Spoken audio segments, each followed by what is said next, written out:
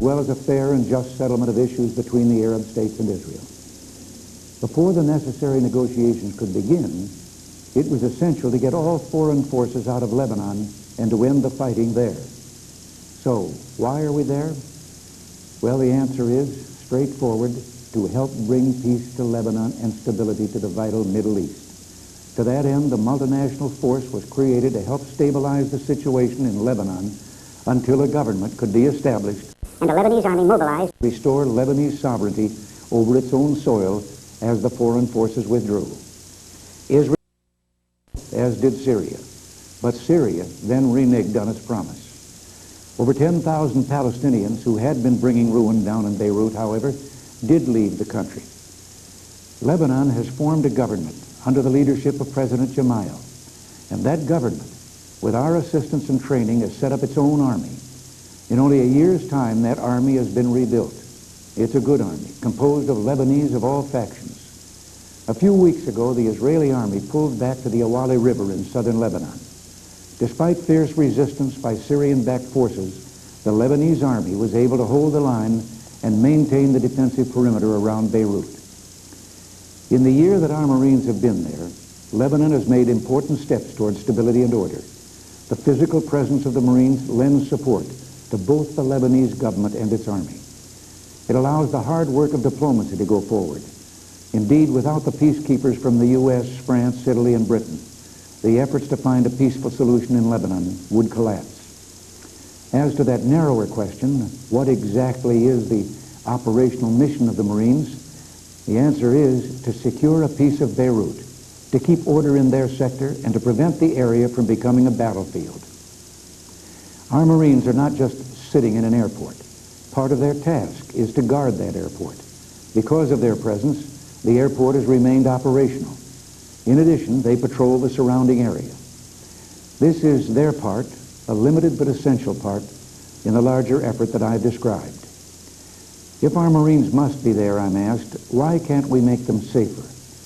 Who committed this latest atrocity against them and why? We'll do everything we can to ensure that our men are as safe as possible. We ordered the battleship New Jersey to join our naval forces offshore. Without even firing them, the threat of its 16-inch guns silenced those who once fired down on our Marines from the hills. And they're a good part of the reason we suddenly had a ceasefire. We're doing our best to make our forces less vulnerable to those who want to snipe at them or send in future suicide missions. Secretary Schultz called me today from Europe, where he was meeting with the foreign ministers of our allies in the multinational force. They remain committed to our task, and plans were made to share information as to how we can improve security for all our men. We have strong circumstantial evidence that the attack on the Marines was directed by terrorists who used the same method to destroy our embassy in Beirut. Those who directed this atrocity must be dealt justice, and they will be. The obvious purpose behind the sniping and now this attack was to weaken American will and force the withdrawal of U.S. and French forces from Lebanon. The clear intent of the terrorists was to eliminate our support of the Lebanese government and to destroy the ability of the Lebanese people to determine their own destiny.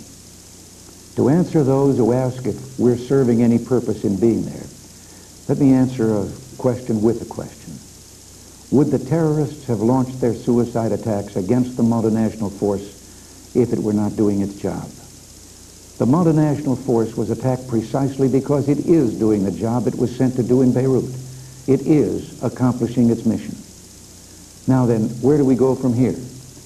What can we do now to help Lebanon gain greater stability so that our Marines can come home? Well, I believe we can take 3 steps now that will make a difference. First, we will accelerate the search for peace and stability in that region.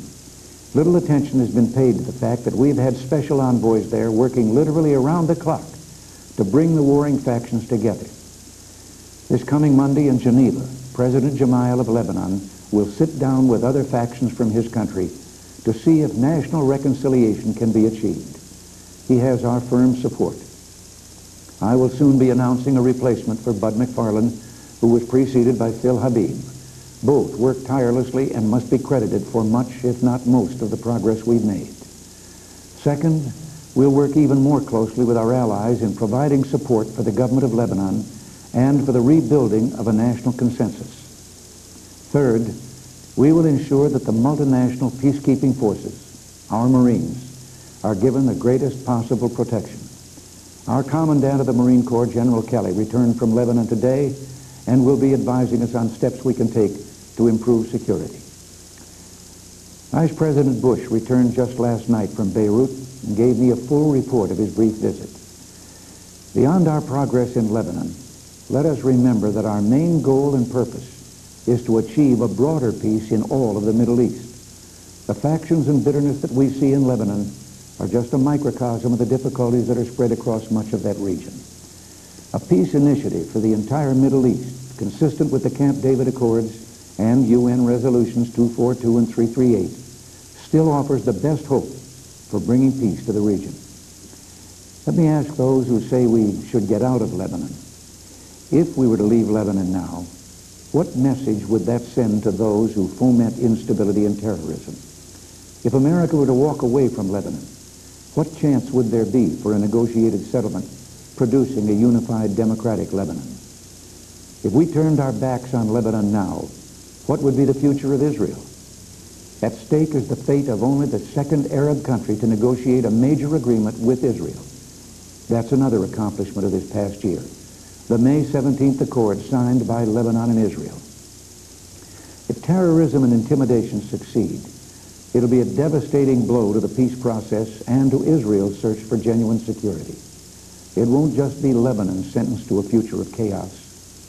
Can the United States, or the free world for that matter, stand by and see the Middle East incorporated into the Soviet bloc? What of Western Europe and Japan's dependence on Middle East oil for the energy to fuel their industries? The Middle East is, as I said, vital to our national security and economic well-being. Brave young men have been taken from us. Many others have been grievously wounded. Are we to tell them their sacrifice was wasted? They gave their lives in defense of our national security every bit as much as any man who ever died fighting in a war. We must not strip every ounce of meaning and purpose from their courageous sacrifice. We're a nation with global responsibilities. We're not somewhere else in the world protecting someone else's interests. We're there protecting our own. I received a message from the father of a Marine in Lebanon. He told me, in a world where we speak of human rights, there is a sad lack of acceptance of responsibility. My son has chosen the acceptance of responsibility for the privilege of living in this country. Certainly in this country, one does not inherently have rights unless the responsibility for these rights is accepted. Dr. Kenneth Morrison said that while he was waiting to learn if his son was one of the dead. I was thrilled for him to learn today that his son Ross is alive and well and carrying on his duties in Lebanon. Let us meet our responsibilities. For longer than any of us can remember, the people of the Middle East have lived from war to war with no prospect for any other future. That dreadful cycle must be broken. Why are we there? Well, a Lebanese mother told one of our ambassadors that her little girl had only attended school 2 of the last 8 years. Now, because of our presence there, she said her daughter could live a normal life. With patience and firmness, we can help bring peace to that strife-torn region and make our own lives more secure. Our role is to help the Lebanese put their country together, not to do it for them. Now, I know another part of the world is very much in our minds, a place much closer to our shores. Grenada. The island is only twice the size of the District of Columbia, with a total population of about 110,000 people. Grenada and a half dozen other Caribbean islands here were, until recently, British colonies. They're now independent states and members of the British Commonwealth. While they respect each other's independence, they also feel a kinship with each other and think of themselves as one people. In 1979, trouble came to Grenada. Maurice Bishop, a protege of Fidel Castro, staged a military coup and overthrew the government which had been elected under the Constitution left to the people by the British. He sought the help of Cuba in building an airport, which he claimed was for tourist trade, but which looked suspiciously suitable for military aircraft, including Soviet-built long-range bombers.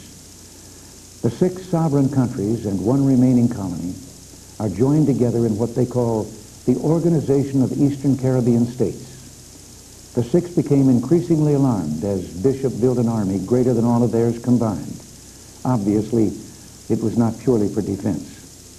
In this last year or so, Prime Minister Bishop gave indications that he might like better relations with the United States. He even made a trip to our country and met with senior officials at the White House and the State Department. Whether he was serious or not, we'll never know. On October 12th, a small group in his militia seized him and put him under arrest. They were, if anything, more radical and more devoted to Castro's Cuba than he had been. Several days later, a crowd of citizens appeared before Bishop's home, freed him, and escorted him toward the headquarters of the military council. They were fired upon. A number, including some children, were killed and Bishop was seized. He and several members of his cabinet were subsequently executed, and a 24-hour shoot-to-kill curfew was put in effect. Grenada was without a government, its only authority exercised by a self-proclaimed band of military men. There were then about 1,000 of our citizens on Grenada, 800 of them students in St. George's University Medical School. Concerned that they'd be harmed or held as hostages, I ordered a flotilla of ships, then on its way to Lebanon with Marines, part of our regular rotation program, to circle south on a course that would put them somewhere in the vicinity of Grenada in case there should be a need to evacuate our people. Last weekend, I was awakened in the early morning hours and told that 6 members of the Organization of Eastern Caribbean States, joined by Jamaica and Barbados, had sent an urgent request that we join them in a military operation to restore order and democracy to Grenada. They were proposing this action under the terms of a treaty, a mutual assistance pact that existed among them. These small, peaceful nations needed our help. 3 of them don't have armies at all, and the others have very limited forces. The legitimacy of their request, plus my own concern for our citizens, dictated my decision. I believe our government has a responsibility to go to the aid of its citizens if their right to life and liberty is threatened. The nightmare of our hostages in Iran must never be repeated. We knew we had little time and that complete secrecy was vital to ensure both the safety of the young men who would undertake this mission and the Americans they were about to rescue. The Joint Chiefs worked around the clock to come up with a plan. They had little intelligence information about conditions on the island. We had to assume that several hundred Cubans working on the airport could be military reserves. Well, as it turned out, the number was much larger, and they were a military force. 600 of them have been taken prisoner, and we have discovered a complete base with weapons and communications equipment, which makes it clear a Cuban occupation of the island had been planned. 2 hours ago, we released the first photos from Grenada. They included pictures of a warehouse of military equipment, one of 3 we've uncovered so far. This warehouse contained weapons and ammunition stacked almost to the ceiling, enough to supply thousands of terrorists. Grenada, we were told, was a friendly island paradise for tourism. Well, it wasn't. It was a Soviet-Cuban colony being readied as a major military bastion to export terror and undermine democracy. We got there just in time. I can't say enough in praise of our military, Army Rangers and paratroopers, Navy, Marine, and Air Force personnel, those who planned a brilliant campaign and those who carried it out. Almost instantly, our military seized the 2 airports, secured the campus where most of our students were, and are now in the mopping up phase. It should be noted that in all the planning, a top priority was to minimize risk, to avoid casualties to our own men, and also the Grenadian forces as much as humanly possible. But there were casualties, and we all owe a debt to those who lost their lives or were wounded. They were few in number, but even one is a tragic price to pay. It's our intention to get our men out as soon as possible. Prime Minister Eugenia Charles of Dominica, I call that wrong. She pronounces it Dominica. She is chairman of OECS. She's calling for help from Commonwealth nations in giving the people their right to establish a constitutional government on Grenada. We anticipate that the Governor General, a Grenadian, will participate in setting up a provisional government in the interim. The events in Lebanon and Grenada, though oceans apart, are closely related. Not only has Moscow assisted and encouraged the violence in both countries, but it provides direct support through a network of surrogates and terrorists. It is no coincidence that when the thugs tried to wrest control over Grenada, there were 30 Soviet advisors and hundreds of Cuban military and paramilitary forces on the island. At the moment of our landing, we communicated with the governments of Cuba and the Soviet Union and told them we would offer shelter and security to their people on Grenada. Regrettably, Castro ordered his men to fight to the death, and some did. The others will be sent to their homelands. You know, there was a time when our national security was based on a standing army here within our own borders and shore batteries of artillery along our coasts, and, of course, a navy to keep the sea lanes open for the shipping of things necessary to our well-being. The world has changed. Today, our national security can be threatened in faraway places. It's up to all of us to be aware of the strategic importance of such places and to be able to identify them. Sam Rayburn once said that freedom is not something a nation can work for once and win forever. He said it's like an insurance policy. Its premiums must be kept up to date. In order to keep it, we have to keep working for it and sacrificing for it just as long as we live. If we do not, our children may not know the pleasure of working to keep it, for it may not be theirs to keep. In these last few days, I've been more sure than I've ever been that we Americans of today will keep freedom and maintain peace. I've been made to feel that by the magnificent spirit of our young men and women in uniform and by something here in our nation's capital.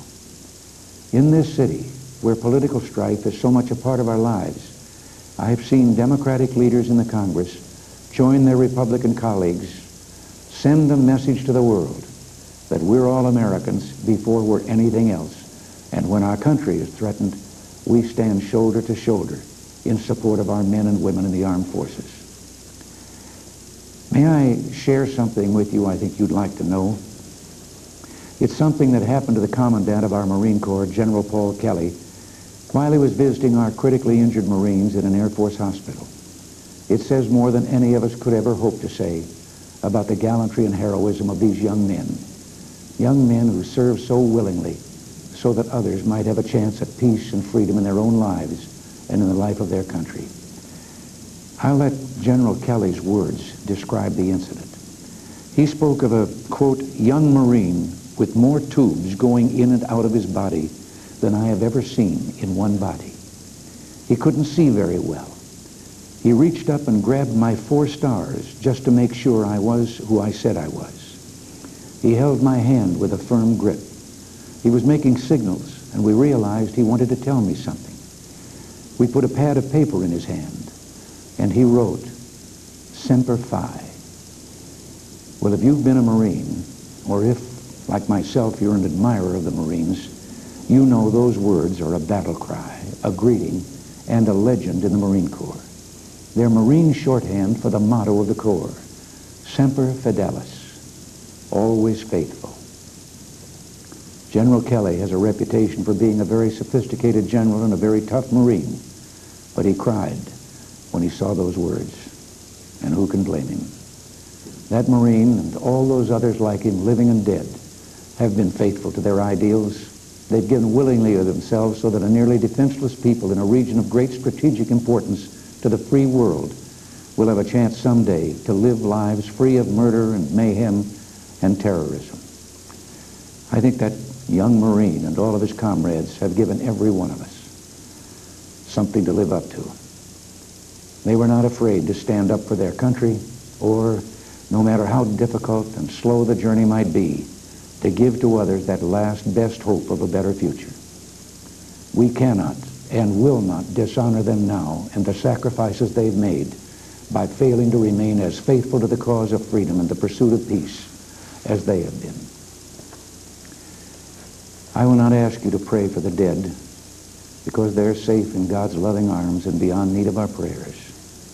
I would like to ask you all, wherever you may be in this blessed land, to pray for these wounded young men and to pray for the bereaved families of those who gave their lives for our freedom.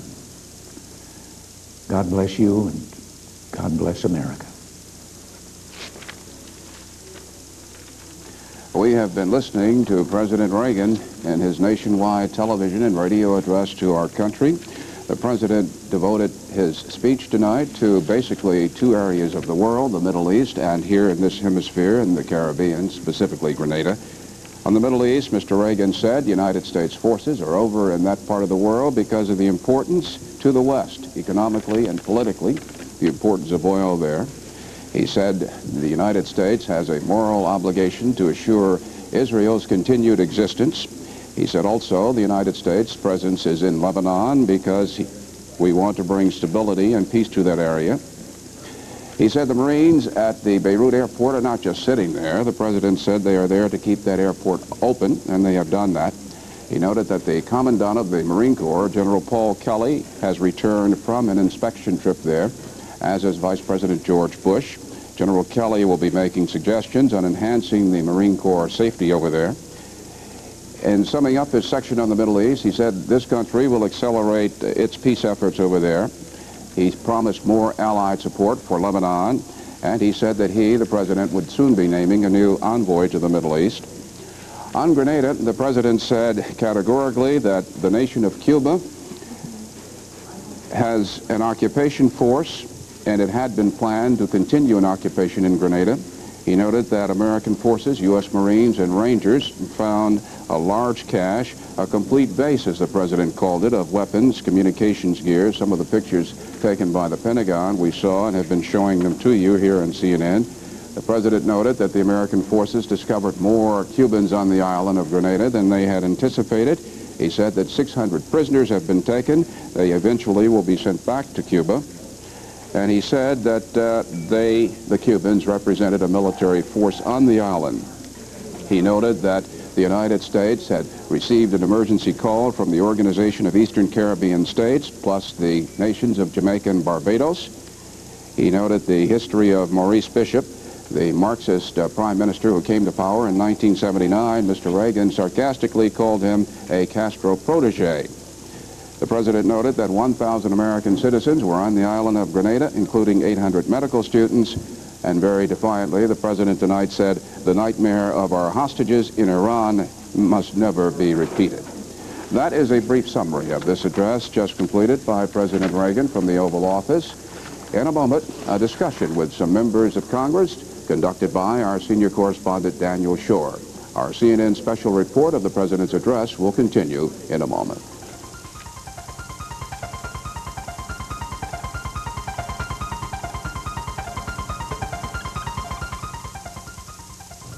Portions of this program are brought to you by Ford and your Ford dealer. Have you driven a Ford lately?